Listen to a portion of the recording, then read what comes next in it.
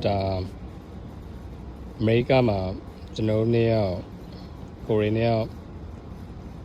da Pramazo ka first car li ba car sai ka ro da Mazda li ba Kala ro da Prama ro Nino li ကြိုက်တယ်ဗောနော်ဒါပေမဲ့ဟိုအဖြူလေးကတော့အမြဲတမ်းဟိုမယိုးစမ်းလေးဆိုတော့အဖြူလေးပဲဒါရွေးဖြစ်တာပေါ့ရွေးတာတော့ဒါအဖြူရွေးတာတော့သူမရွေးတာပေါ့နော်သူမအဖြူကြိုက်တယ်ဆိုတော့လေအစတော့သူမနီညိုဆိုတော့နီညိုပေါ့ကျွန်တော်လည်းနီညိုကြိုက်တယ်လေအခုတော့အဖြူဆိုတော့အဖြူပေါ့နော်အဖြူကိုမှသူက Rhodium white ဆိုတဲ့ဒီအဲ့လိုအဖြူလေးပေါ့နော်အဲ့လိုအဖြူလေးဒီကောင်က model ဆိုလို့ရှိရင်တော့ model ကသူက master ကိုကျွန်တော်တို့ဒါ C85 ကလေးပေါ့ C5 ကိုမှဒီ premium plus ပေါ့နော်ဒီအစကတော့ C30 ပေါ့ C30 အဲ့ဒါလေးဝယ်မယ်ဆိုပြီးတော့မှပေါ့နောက်တော့ဒါလည်းသူမ C5 လေးပို့ကြိုက်တယ်ပေါ့နော်ကျွန်တော်တော့အစတော့ C830 ကြိုက်တယ်နည်းနည်းလေးသေးလို့ဒါပေမဲ့သူကတော့ဒီကောင်ကတော့နည်းနည်းလေးကြီးတယ်ပစ္စည်းတို့ဘာလို့လဲအဆင်ပြေတယ်သူကဟိုအတွက်လဲလုပ်ငန်းအတွက်လေးလည်းအဆင်ပြေတယ်ဆိုတော့အဲ့လိုပေါ့ဒီကောင်က premium ထက်ဆိုင်တော့ပါတယ်ဟို feature ကတော့ထူးခြားတော့တိတ်တော့မများဘူးเนาะဘာလဲဆိုတော့360 degree camera တွေပါတယ်လို့ပဲဟိုအကြမ်းမြင့်ကသူကတော့ပြောထားတာပေါ့လေအပြင်ကိုတော့အဖြူလေးဟိုလောက်တယ်အတွင်းကိုတော့အယောင်ကိုတော့ကျွန်တော်တို့ကကာကီတို့ဘာတို့အဲ့လိုလေးတွေပိုကြိုက်တယ်အတွင်းကတော့ဒါ sport tan ပေါ့နော်နော်ဘယ်လောက်စောင့်လိုက်ရလဲဟုတ်တယ်နှစ်ပတ်လောက်တော့ပြန်စောင့်ရ showroom မှာကဒီအဖြူရောင်လေးကိုမှ premium plus ပေါ့နော်အဲ့ထဲမှာမှဒီ sport tan တွေအယောင်လေးကမရှိလို့ဆိုပြီးတော့ထပ်မှာဖြစ်ချင်တော့အဲ့မာထားပြီးတစီရောက်တဲ့အချိန်မှာပဲနောက် customer တယောက်ကကြိုက်လို့ပါဆိုပြီးတော့ဝယ်သွားတဲ့အတွက်နောက်တစ်ပတ်လောက်တက်ဆောင်လိုက်ရအဲ့တော့3ပတ်လောက်ကြာသွားတယ်ကြိုက်တာတော့ဒီကောင်လေးတော့အရန်ကြိုက်တယ်သူမအစားရဒီဟာလေးတွေ့တယ်သူကဒီကောင်ကိုပဲကြိုက်တယ်ကားနည်းနည်းအမြင့်အကြီးကိုသူကကြိုက်တယ်ပေါ့ကျွန်တော်ကတော့နည်းနည်းတေးသေးနစ်နစ်စီတင်ဒီဇိုင်းလေးတွေအသေးလေးတွေကိုပဲကြိုက်တယ်သူမတော့မဟုတ်အကြီးကြီးကိုမှဒါသူမဟုတ်တော့ကျွန်တော်က premium လောက်ပဲကြိုက်တယ်ဒါပေမဲ့သူမ premium plus ကိုပဲဝယ်ခြင်းတယ်ဆိုတော့ထပ်ပြီးတော့တစ်ဆင့်ထပ်တိုးသွားတယ်သူကဘာကွာသွားလဲဆိုတော့ premium တို့ရိုးရိုး select တို့ရိုးရိုးဒီ prefer တို့ကြတော့ဒီကာဘာတို့ဒီဘန်ဘာတို့ပေါ့နော်အဲ့လိုမျိုးတွေကနည်းနည်း liner တွေပေါ့အဲ့ဒီကောင်တွေကကွာတွေပေါ့ကော်သားတွေပေါ့ဒီကောင်ကတော့ကော်သားတော့မဟုတ်တော့ဒီကောင်ကတော့နည်းနည်းဟိုသူ့အသားအတိုင်းပေါ့နော်သူ့အသားအတိုင်းပြီးတော့ဒီအောက်က frame တွေလည်းအဲ့တိုင်းပဲအောက်က frame တွေက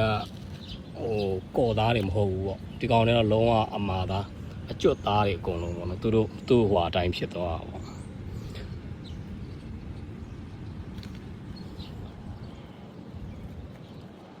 နောက်ဆုံးတော့ဘယ်လိုပဲဆိုပေါ့ဒါအဖြူလေးပဲနေရာမကအတွင်းထဲကလည်းဒါ sport tan ဒီကာကီသားလေးနေရာမကရအောင်စောင့်ပြီးတော့မှကိုဝယ်လိုက်တာပေါ့သူကဒါ2026 model ဆိုတော့သူကအကုန်လုံးကတော့အရန်ဟိုဟာဖြစ်တယ် modify လုပ်ထားအရန်ဟိုလှပရပါတော့လုံးဝ update ကလေနော်ဟိုဒီလက်ကင်လေးတွေကအစပေါ့ဟို master 2025 model ဆိုရင်တော့လက်ကင်လေးနေရာမှာကဒါဟိုအယောင်လေးနဲ့ဒီ logo လေးနဲ့ပေါ့နော် master logo လေး sequence လိုမျိုး sequence မြက်ခုံးလိုမျိုးလေးပေါ့ဒီမှာတော့သူကအဲ့လိုမျိုးမဟုတ်တော့ဘူးဒီ master ဆိုတဲ့နာမည်လေးဖြစ်သွားတယ်ပြီးတော့ TV screen ကအကြီးဆုံးဖြစ်သွားတယ် TV screen ကအဲ့ CH70 တို့90တို့သူတို့တောင်တေးလေးเนาะဒီဟိုကတေးလေး C5 model ထဲမှာပဲဒီကောင်ကဒီ TV screen ကအကြီးဖြစ်သွားတယ်ဆက်လေးတစ်ချက်ဖွင့်ပြရမယ်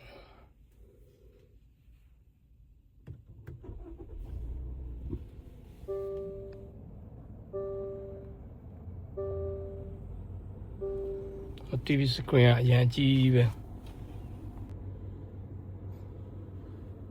တမျိုးလေးရန်လန်းတယ်လို့ပြောလို့ရတယ်ရန်လန်းတယ်နော်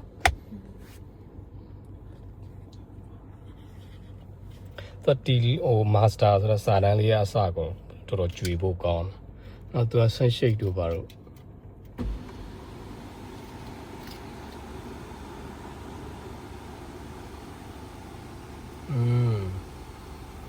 သူကတစ်ချက်ကောင်းကင်ကြီးကြည့်ပြီးမောင်းလို့ရ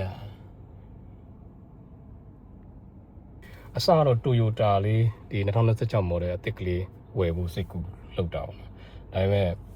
ပါဝါဖြစ်လဲဆိုတော့ဒီဇိုင်းကတိတ်မကြိုက်ဘူးနည်းနည်းပြီးတော့အတွင်းပိုင်းတွေကတိတ် luxury မဆန်ဘူးလေနော်ဒီကောင်ကတော့အတွင်းပိုင်းတွေကတော့ luxury အရန်ဆန်တယ်ဒီအကုန်လုံးချိုးသားလဲသားပြီးတော့ဒီ TV screen ကအစပါနော်ဟို Toyota နဲ့ Mazda နဲ့ဒီ Washington Mazda ကတော့နည်းနည်းသူက luxury ကိုပဲသူပို့ပြီးတော့သူကဦးစားပေးတယ်ဆိုတော့လေအဲ့လိုအဲ့ဒီ logo လေးတွေပေါ့ပြီးတော့ TV screen ရန်ကြီးသွားတာနဲ့ပြီးတော့သူက360 camera ဖြစ်သွားတယ်ပေါ့နော်အဲ့ဒါတွေကအဲ့ဒီ feature တွေကတော့တခြားဒီ function တွေတခြား feature တွေစာရင်တော့မှတ်မောစရာပိုကောင်းတယ်ပေါ့ဒီ premium plus ထဲမှာဆိုရင်ပြီးတော့နောက်ဒီ logo လည်းအဲ့အတိုင်းပဲပေါ့2025တို့ဒီကျန်တဲ့ model အနှိမ့်တို့ model အဟောင်းလို့ဆိုလို့ဆိုရင်တော့သူကဒီနေရာမှာ logo လေးပဲဒါပေမဲ့ဒီမှာတော့သူကစာတန်းလေးလိုက်ဆိုတော့ပိုကြွေတာပေါ့နော်ကျန်တာပါလဲဆိုတော့သူ့ရဲ့ဒီ speaker တွေအကုန်လုံးကဒီ Bose ပေါ့ American brand ပဲဒီ Bose တွေကတော့ရမ်းမိုက်တယ်ဒီကောင် feature တွေကဘာလဲဆိုတော့ဒါ aircon mode လေးပွင့်ထားရင်ဒါမျိုးလေးပါနော်ဘာရတော့မဟုတ်ဘူးပေါ့ဒါလေးထွက်ပေါက်လေးဒါမျိုးလေးထွက်ပေးနေရောဒါမျိုးလေးပါဆိုအနုစိတ်လေးလောက်ထားရပေါ့ဒါကပ်ပါကင်းတော့ဘာလို့ထိုးလဲသူက360 ဒီဂရီဒီလဲလို့ရတယ်ပေါ့နော်ပတ်လဲကင်မရာရှိတဲ့အတွက်သူကဟိုကပ်ပါကင်းထိုးလဲပေးပတ်လဲရနေပါကင်းအတိအကျသူကအစစ်လုပ်ပေးရပေါ့နော်ကင်မရာနဲ့အတူ sport type မောင်းမလားကွာ normal နဲ့မောင်းမလားဒီ off road ပေါ့နော်အဲ့လိုမျိုးပေါ့တော့ 4 wheel ရတယ်လေ4 wheel ရတယ်ဆိုတော့ဒီ all wheel drive ပေါ့နော် all wheel drive ဆိုတော့ဒီဘက်မှာတော့နင်းနေရသေးဘူးတွေအရင်ဆိုးတဲ့ခါကျလို့ဆိုရင်တော့ all wheel drive ကပို့ပြီးတော့အဆင်ပြေတယ်ပေါ့နော်ဖုန်းထဲမှာလည်းသူက application လေးထည့်ထားပြီးတော့ vehicle status လေးသူကြည့်လို့ရတယ်ပေါ့ဒီ master application ပေါ့နော်ဒီမှာဒါတော့လို့ start stop ဆိုတော့ဒါ engine ကို start stop လမ်းလောက်ခိုင်းတာပေါ့ remote control လေးနဲ့ကိုယ်နဲ့ကြိုက်တယ်ပေါ့နော်ဘာလဲဆိုတော့တတိအရန်မေ့တတ်တယ်မိတွေဖွင့်ထားမိပြီးတော့မှကားနဲ့အဝေးသွားမိတာတော့ဒီလောမချပဲနဲ့ထွက်သွားမိတာတော့အဲ့လိုပေါ့နော်အဲ့လိုမျိုးစင်သူက note လေးတွေလမ်းပို့ပေးတယ်လောမချထားမိပါဘူးလို့မိဖွင့်လက်ကြည့်ထားခဲ့ပါတယ်လို့အဲ့လိုမျိုးလေးပေါ့သူကဒီဟောပါနော် RMB ပေါ့ဒီမှာတော့နယူးယောက်မှာဆိုလို့ရှိရင်ပါလေ DMV နော်နယူးယောက်မှာဆိုတော့ DMV ဒီ Massachusetts မှာတော့သူကတော့ RMB ပဲသူကတော့ဒါသူတို့အစိုးရ license ရုံးပေါ့အဲ့ဒီမှာဒါ register လုပ်ထားတာပေါ့ဒါဆိုကိုရီးယားနာမည်လေးနဲ့အခါလေးပေါ့နော်လိပ်စာနဲ့လို့လေဒါတော့ဝယ်တဲ့ company နဲ့ဒီဘက်ကတော့ပါလေဒီမှာတော့ insurance company ပါတယ်ဆက်ရဲ့ pin number တွေပါတယ်အော်ဒါ manual ပေါ့အစီ consultant ဒါတော့ showroom ကဟာလေးပဲအဲ့ဒါပါလေးรถจะปางของมันนี่ก็แรงเลยဒါ warranty information တောင်းလာစချောက်တယ်ပြောရကားကြောင့်အရင်တော့မသိဘူးတော့လေဟို randy ကတော့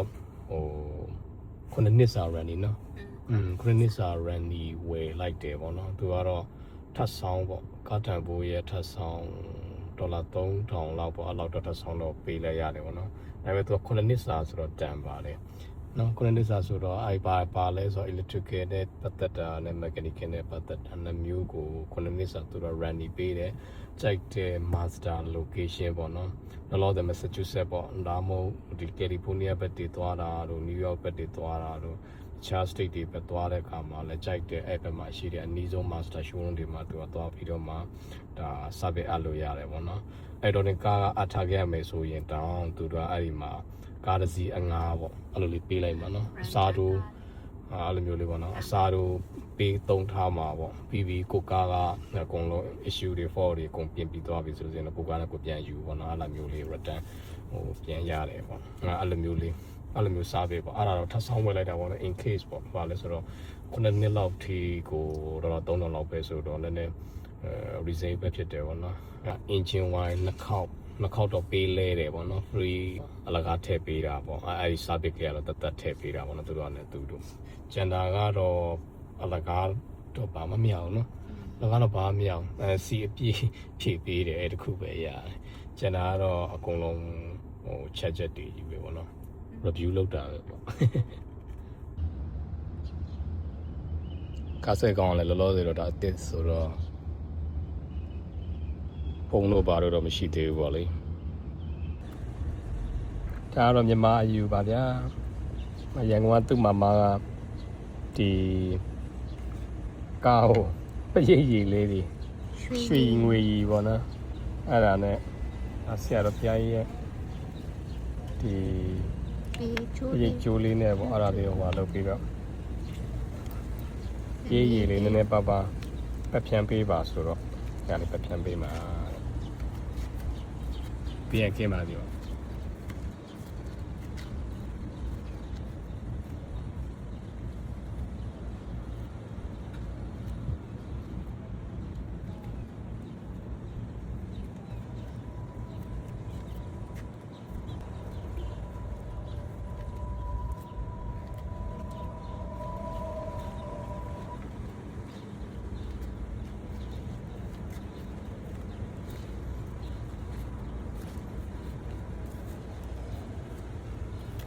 ရီမွေးလေးလည်းပါထည့်ထားရနော်မွေးနံပါတ်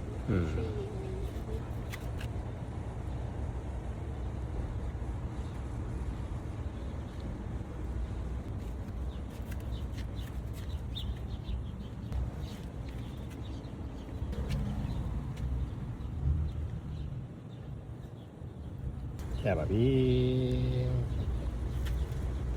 ပြန်ကင်းပါပြီသူမ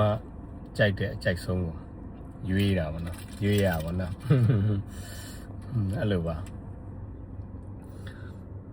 တခြား brand လေးလည်းဒါသွားတော့ကြည့်ဖြစ်တယ်ပေါ့နော်ဒိုတာတို့ Honda တို့ဒါပေမဲ့ဒီ CA5C လေးသွားကြည့်ပြီးကြတဲ့ကဒီ fan ဖြစ်သွားပါတော့ master fan ဖြစ်သွားအောင် CA5 ကိုမှဒီနောက်26 model ဆိုလို့ရှိရင်လုံးဝ modify အကုန်လုံးလုပ်ထားတော့လေဒီအကုန်လုံး feature တွေအရင်ကျွေလောက်တော့ဆိုတော့ master fan ဖြစ်သွားရင်ကနေဒီဟာလေးကိုပဲဒါရွေးဖြစ်သွားအောင်ပြီးတော့ဒါလေးကို sharing လုပ်ပေးတာပါဆုံးထိကြည့်ပြတဲ့ကျေးဇူးအများကြီးတင်ပါတယ်